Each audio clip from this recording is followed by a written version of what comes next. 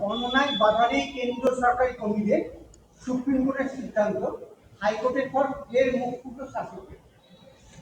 এগুলো অকারণে সব করছি, আর কি বলবো। দেখুন, গণনা কেন্দ্রে যেই থাক, আমরা তো অনেক ভোট করেছি।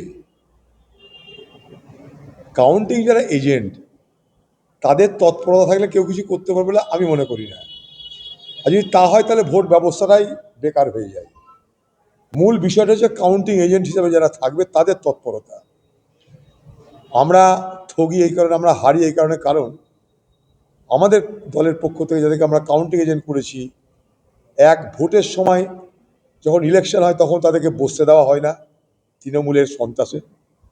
এমনও হয়েছে আমার এলাকায় যে এজেন্ট বসে গেছে, এজেন্ট নির্বাচনের দিন পোলিং এজেন্ট সে বসে আছে, তৃণমূলের লোকরা তার বাড়িতে পুলিশ পাঠিয়েছে, তার বাড়ির লোককে ভয় দেখিয়েছে, তার বাড়ির লোক বুথে এসে বলছে ছেলে তুই বেরিয়ে আয়, তোকে বসতে হবে না।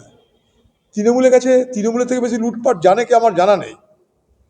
যেখানে তৃণমূল আছে সেখানে তার থেকে বেশি লুটপাট, ছেঁচড়ামি, কারচুপি, লুট আর কে করতে পারে বাংলায় আমার জানা নাই।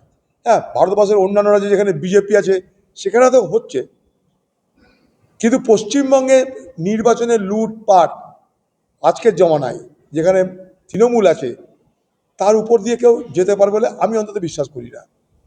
ভারতবর্ষের নির্বাচন কমিশন, তার বিরুদ্ধে আমাদের অভিযোগ ভোট চোর, গদ্দি চোর, সেটা তো অন্য বিষয়।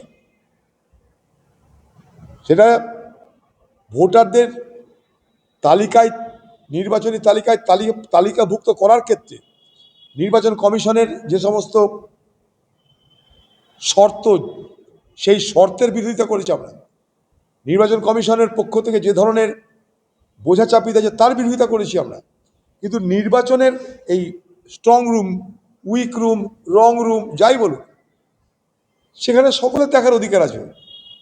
সেখানে 24 আওয়ার সেখানটায় সিসিটিভি ক্যামেরা ঘেরা আছে। আমরাও সেখানে চেস করেছি। পরশু দিন একটা ক্যামেরার ঘড়িতে 2টো বাজছে, যখন সেটা সকাল 10টা, সঙ্গে সঙ্গে চেস করেছি আমরা। তো ঝগড়ার জন্য ঝগড়া করা এক জিনিস, বিতর্ক তৈরি করার জন্য বিতর্ক করা এক জিনিস, আর বাস্তবতা আরেক জিনিস। এই বাংলার বাস্তবতা এটা। এই বাংলায় পঞ্চায়েত নির্বাচন করতে দেয়নি বাংলার মুখ্যমন্ত্রী মমতা ব্যানার্জি। এই বাংলায় পৌরসভার ভোট করতে দেয়নি বাংলার মুখ্যমন্ত্রী মমতা ব্যানার্জি, তার সঙ্গে পুলিশ। তৃণমূল আর পুলিশের যৌথ সন্ত্রাসে এই বাংলায় রাজ্য সরকারের অধীনে যে ভোট হয়, রাজ্যের নির্বাচন কমিশনের অধীনে যে ভোট হয়, সে পৌরসভা হতে পারে, পঞ্চায়েত হতে পারে, কোঅপারেটিভ হতে পারে, কোথাও ভোট দিতে হয় না। ইভেন সেলফ হেল্প গ্রুপের ভোটকেও, সেলফ হেল্প গ্রুপেও যে ভোট হয়, আইসিডিএসের যে ভোট হয়, সেখানেও একই ধরনের রংবাজি, একই ধরনের সন্ত্রাস।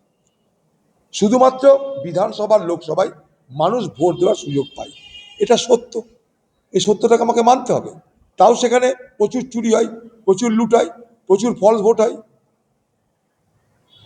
যেটা সত্য সেটা বলতে হবে আমাদেরকে। বাংলার মানুষ এবার ভোট দিতে পেরেছে, পেরেছে তো পেরেছে, এটা সত্য, এটাকে মানতে হবে।